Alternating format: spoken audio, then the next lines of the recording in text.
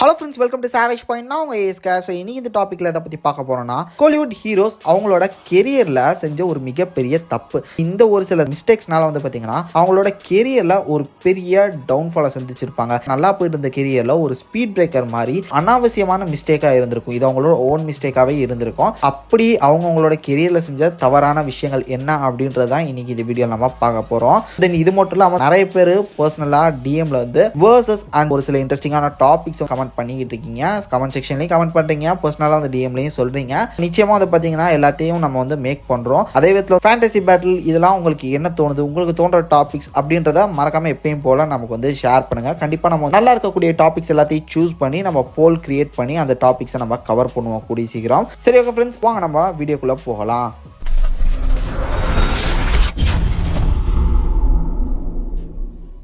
லிஸ்ட்டில் ஏழாவதாக இருக்கிறது வடிவேல் சார். வடிவேல் சார் வந்து பார்த்தீங்கன்னா ஒரு பெஸ்ட் காமெடியன், அதில் எந்த விதமான சந்தேகமும் இல்லை. அவரை மாதிரி ஒரு காமெடி பண்ணுறதுக்கு ஒரு காமெடியன் வந்து பிறந்து தான் வரணும். கவுண்டமணி செந்தில் சாருக்கு அப்புறம் வந்து பார்த்தீங்கன்னா தமிழ் சினிமா கிடைச்ச ஒரு ஜெம் அப்படின்னே சொல்லலாம். அவ்வளோ படங்கள் காமெடியனாக பண்ணியிருக்காரு. அவரோட காமெடி ரோலுக்காக தான் வந்து பார்த்தீங்கன்னா பல படங்களே போச்சு. அதை வந்து யாராலையும் மறுக்க முடியாது. அப்படி இருக்கக்கூடிய ஒரு பெஸ்ட் ஆர்டிஸ்ட், பெஸ்ட் கேரக்டராக சினி இண்டஸ்ட்ரியில் இருந்திருக்காரு. பட் அவர் செஞ்ச ஒரு மேஜர் மிஸ்டேக்கே என்னென்னு வந்து பார்த்தீங்கன்னா, அவர் வந்து ரொம்பவே ஒரு ஈகோவான ஒரு பர்சனல் லைஃப்ல இருக்கக்கூடிய ஆக்டர்ஸ், கோ ஆக்டர்ஸ் இவங்க மேல பயங்கர ஈகோவா, செல்ஃபிஷா அவங்கள ஹேண்டில் பண்ணது. யாராவது தன்னோட நல்லா பெட்டரா பெர்ஃபார்ம் பண்றாங்கன்னா அவங்களோட சீன்ஸை கட் பண்ணி தூக்க சொன்னது, டைரக்டர்ஸோட ஒரு சில பிரச்சனைகள் பண்ணது, ஆக்டர்ஸோட ஒரு சில பிரச்சனைகள் பண்ணது. அந்த டைம்ல நல்லா போயிட்டாரு, பெரிய இடத்துக்கு போயிட்டான்றனால ஒரு ஹெட் வெயிட் வந்து அவருக்கு வந்தது அப்படின்ற மாதிரி சொல்றாங்க. சினி இண்டஸ்ட்ரியில பலரும் பேசிக்கிறாங்க. இதன் காரணமே வந்து பாத்தீங்கன்னா டைரக்டர்ஸ் அண்ட் ஆக்டர்ஸ்லாம் சேர்ந்து வடிவேல அவர் வந்து கொஞ்சம் தள்ளி வச்சாங்க. அவங்களோட படங்கள்ல வடிவேல வந்து பாத்தீங்கன்னா அவாய்ட் பண்ணாங்க. விவேக் சாருக்கு வந்து அதிக டைம் கொடுத்தாங்க, அவருக்கு நிறைய கேரக்டர்ஸ் கொடுத்தாங்க. வடிவேல் சார் வந்து தள்ளி வச்சாங்க. அதுக்கேற்ற மாதிரி சரி ஓகே அப்படின்னு சொல்லிட்டு வடிவேல் சார் பாலிடிக்ஸுக்கு போனாரு. பாலிடிக்ஸுக்கு போனவரும் அங்கேயுமே ஒரு பெரிய மிஸ்டேக் பண்ணார். லைக் அவருக்கு ஒரு நல்ல ஒரு லைஃப் கொடுத்த விஜயகாந்த் சாரை தப்பா பேசி அவரை அட்டாக் பண்ணி இப்படின்னு பல கான்ட்ரவர்சியில சிக்கி பல தவறான விஷயங்கள் பண்ணி அவரோட கெரியர்ல வந்து அவரே முடிச்சு வச்சுக்கிட்டாரு அப்படின்னு தான் நான் சொல்லணும். இப்போ கொஞ்சம் ஒரு சில படங்கள் வந்தது, பட் அதுவுமே பெரிய லெவல்ல போகல. இப்பயுமே ஒரு கம்பேக்கை நோக்கி தான் வந்து பாத்தீங்கன்னா வடிவேல் சார் போயிட்டு இருக்காரு. அந்த ஒரு ஸ்ட்ரகிள்ல தான் இன்னும் அவர் சுத்திக்கிட்டு இருக்காரு. லிஸ்ட்டில் ஆறாவதாக இருக்கிறது ஏகே அஜித் குமார் சார். அவரோட கெரியர் எடுத்து பார்த்தீங்கன்னா அவருமே வந்து பார்த்தீங்கன்னா ஒரு நல்ல கமர்ஷியல் ஆக்டராக எமர்ஜ் ஆகி வந்துக்கிட்டு தான் இருந்தார். நிறைய அப்ஸ் அண்ட் டவுன்ஸ் இருந்தாலுமே கமர்ஷியல் ஆக்டராக ஒரு நல்ல ஃபேன் பேஸ் தான் அவருக்கு பிடிச்சி வச்சுக்கிட்டாரு. இருந்தாலும் 2013 அப்புறம் வந்து பார்த்தீங்கன்னா அவரோட ஸ்டோரி செலெக்ஷன் இதெல்லாமே கொஞ்சம் வீக் ஆச்சு. பர்டிகுலராக நேராகவே சொல்லணும்னா சிறுத்தை சிவா. ஸோ அவரோட காம்பினேஷனில் அடுத்தடுத்து நிறைய படங்கள் அதில் நிறைய இயர்ஸ் ஸ்பெண்ட் பண்ணார். ஸோ இது வந்து பெரிய ட்ராகாவே அவரோட கெரியரில் மாறுச்சு. ஒரு டேரக்டரை ட்ரஸ்ட் பண்ணி அவரை நம்பியே வந்து பார்த்தீங்கன்னா கிட்டத்தட்ட ஒரு 6 to 5 இயர்ஸை விட்டாரு. ஒரு 4 படங்கள் அவருக்காக கொடுத்தாரு. இந்த டைம் பீரியட்ல அவரோட கெரியர் வந்து பெரிய சரிவை நோக்கி தான் போச்சு. அது வந்து ஒரு பெரிய மேஜர் மிஸ்டேக்னே சொல்லுவேன். தென் இது மட்டும் இல்லாமல் ரேசிங் அதுவுமே ஒரு ரீசன் சொல்லலாம். சினிமாவில் அடுத்து அவரோட கெரியர்ல டக்குன்னு படம் கொடுக்க முடியாம, குட் ஸ்டோரிஸ் வந்து சூஸ் பண்ண முடியாம, இப்படி நிறைய விஷயங்களை தடுமாறி ஒரு சில மிஸ்டேக்ஸ்லாம் பண்ணாரு. தென் இப்போ அதெல்லாம் தாண்டி இப்போ கொஞ்சம் கரெக்டாக வரிசையாக அடுத்தடுத்து படங்கள் கொடுக்கணும் அப்படின்னு சொல்லிட்டு நல்ல நல்ல கதைகளாக தேடி பண்றாரு. அதெல்லாம் இப்போ கொஞ்சம் கம்பேக்கான அந்த ஒரு இடத்தை நோக்கி கொஞ்சம் கொஞ்சமா போய்கிட்டு இருக்காரு. இப்போ ரீசெண்டா வந்து குட் பேட் அக்லியும் வந்து பாத்தீங்கன்னா ஃபேன்ஸ் மத்தியில ஒரு பெரிய சக்சஸ்ஃபுல்லான ஒரு ஹிட் ஆச்சு. இப்படியே தொடர்ந்து போச்சுன்னா கண்டிப்பா ஒரு பெரிய கம்பேக் கொடுப்பாரு அப்படின்னு சொல்லிட்டு எதிர்பார்க்கலாம். பொறுத்து இருந்து தான் பார்க்கணும்.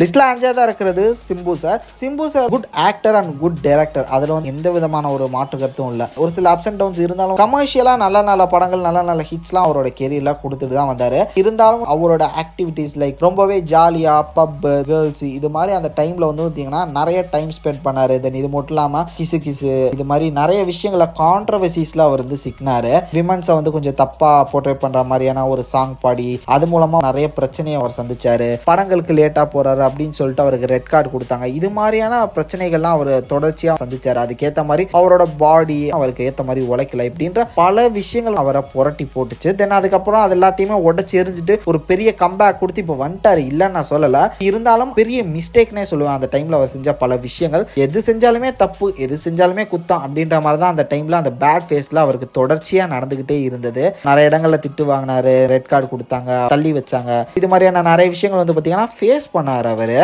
லிஸ்ட்ல 4ஆவதா இருக்கிறது தளபதி விஜய் சார். தளபதி விஜய் சாரும் ஒரு பக்கா கமர்ஷியல் என்டர்டைனர். அவருக்குன்னு ஒரு நல்ல கெரியர் போயிட்டு தான் இருந்தது. பட் 2012க்கு அப்புறம் வந்து பாத்தீங்கன்னா அவருக்கு அந்த பாலிடிக்ஸ் மேல ஒரு ஈர்ப்பு வந்தது. உடனே பாலிடிக்ஸ்குள்ள இறங்க முடியாதுன்ற ஒரு காரணத்தினால சினிமாலே வந்து பாலிடிக்ஸ்க்கான அந்த ஒரு ஹிண்ட், அந்த ஒரு அப்ரோச் அவர் வந்து அப்பப்போ படங்கள்ல கொடுத்துட்டு வந்திருந்தாரு. அது வந்து அந்த டைம்ல இருந்த ஆக்டிவ் பொலிட்டிக்கல் பார்ட்டிஸ் வந்து பாத்தீங்கன்னா எரிச்சலை விட்டுச்சு, அவங்களுக்கு பிடிக்காம இருந்தது. இதன் காரணமா இதை ஒரு ரீசனா வச்சு அவர் நடிச்ச படங்கள், ரிலீஸ் ஆக வேண்டிய முக்கியமான படங்களுக்கெல்லாம் பெரிய தொல்லை கொடுத்தாங்க. அந்த படம் ரிலீஸ் ஆகிறதுல நிறைய பிரச்சனை பண்ணாங்க. அந்த விதத்தில் வந்து பார்த்தீங்கன்னா ஒரு சில இடங்கள்ல பாக்ஸ் ஆஃபீஸ் அடியாச்சு, அவரோட பேரும் அடியாச்சு. இது மாதிரியான நிறைய பிரச்சனைகளை அவர் சந்திச்சாரு. எக்ஸாம்பிளுக்கு சொல்லணும்னா தலைவா படத்துல டைம் டு லீட் அப்படின்ற அந்த ஒரு வார்த்தை, சுறா படத்துல சுறா த லீடர் அப்படின்னு சொல்லக்கூடிய அந்த ஒரு வேர்டு, தென் அந்த படங்கள்ல வரக்கூடிய ஒரு சில டைலாக்ஸ் முக்கியமா இது மாதிரியான விஷயங்கள்லாம் ஒரு பெரிய ரீசனா இருந்தது. அவர் ப்ரீவியஸ் டைம்ல வந்து பார்த்தீங்கன்னா ஒரு சில பார்ட்டிஸ்னால அவர் வந்து பாதிக்கப்பட்டதுக்கு ஒரு முக்கியமான ரீசனா இது இருந்திருக்கு.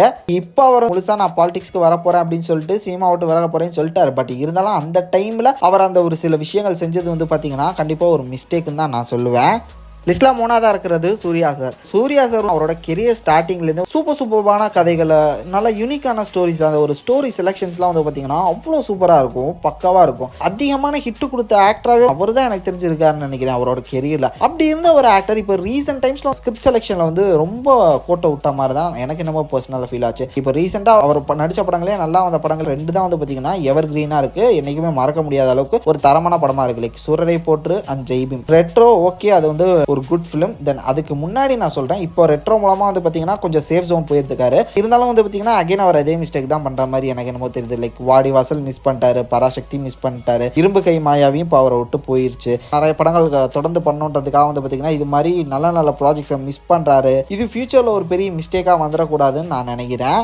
ஸோ லிஸ்ட்டில் 2ஆவதா இருக்கிறது super star Rajinikanth sir. Rajini sir மாதிரி ஒரு மாஸ் கமர்ஷியல் ஹீரோ பார்க்க முடியாது. அவருக்கான ரெஸ்பான்ஸ் ஓப்பனிங்லாம் அந்த டைமில் அவ்வளோ பீக். லைக் இப்போ விஜய் சாருக்கு என்ன மாதிரியான ஒரு ஓப்பனிங்கோ அந்த மாதிரி இருந்தாங்க. பட் அந்த டைமில் யூடியூப் அதெல்லாம் கிடையாது, சோஷியல் மீடியாலாம் கிடையாது. அப்போ கொஞ்சம் யோசிச்சு பாருங்க, அந்த டைமில் இவ்வளோ பீக்காக இருந்திருக்காங்கன்னா அப்போ எந்தளவு அவருக்கு ஒரு கிரேஸ் இருந்தது. அந்தளவு வந்து பார்த்தீங்கன்னா அவரோட கெரியர் வந்து சூப்பராக கொண்டு போயிருந்தாரு. பட் அவரோட கெரியரில் அவரோட லைஃப்பில் அவர் செஞ்ச ஒரு பெரிய மிஸ்டேக் என்னென்னு வந்து பார்த்தீங்கன்னா அவர் கொஞ்சம் ட்ரிங்க் அடிக்டாக இருந்த காரணத்தினால தான் அவரோட உடல்நலம் போச்சு. உடல் நலம் சரியில்லாம போன காரணத்தினால தான் வந்து பாத்தீங்கன்னா அதுக்கப்புறம் அவரோட சினிமா கெரியர் வந்து ஒரு பெரிய பாதிப்பு வந்து சந்திச்சிச்சு. அவருக்கு ஆப்ரேஷன் பண்ண டைம்லாம் நமக்கு கண்டிப்பா ஞாபகம் இருக்கும். அவரோட ஃபேன்ஸ் எல்லா மக்களும் அவரோட வீட்டு வாசல்ல நின்று ப்ரே பண்ணது, இது மாதிரியான நிறைய ஈவெண்ட்ஸ்லாம் நமக்கு ஞாபகம் வரும். ஏன்னா அந்த மாதிரியான ஒரு ஹெல்த் இஷ்யூஸ்குள்ள அவர் போனாரு. அதுல இருந்து பொழைச்சு வந்ததே ஒரு பெரிய விஷயம் அப்படின்னு சொன்னாங்க. ஏன்னா அதுக்கப்புறம் உடனடியா படம் நடிக்க வேண்டிய ஒரு சுச்சுவேஷன் அவருக்கு வந்தது. லைக் ஃபேன்ஸ்க்காகவோ இல்ல அவரோட அந்த ஒரு கெரியர் வந்து ஒரு சின்ன ஸ்பீட் பிரேக்கர் விழுந்துடக்கூடாது, நம்ம கன்சிக்யூட்டிவா படம் பண்ணிட்டே இருக்கணும் ரீசன்ஸ்க்காக வந்து பாத்தீங்கன்னா கபாலி, கோச்சடியா, லிங்கா இது மாதிரியான ஸ்கிரிப்ட் வந்து பவர்ஃபுல்லா செலக்ட் பண்ணாம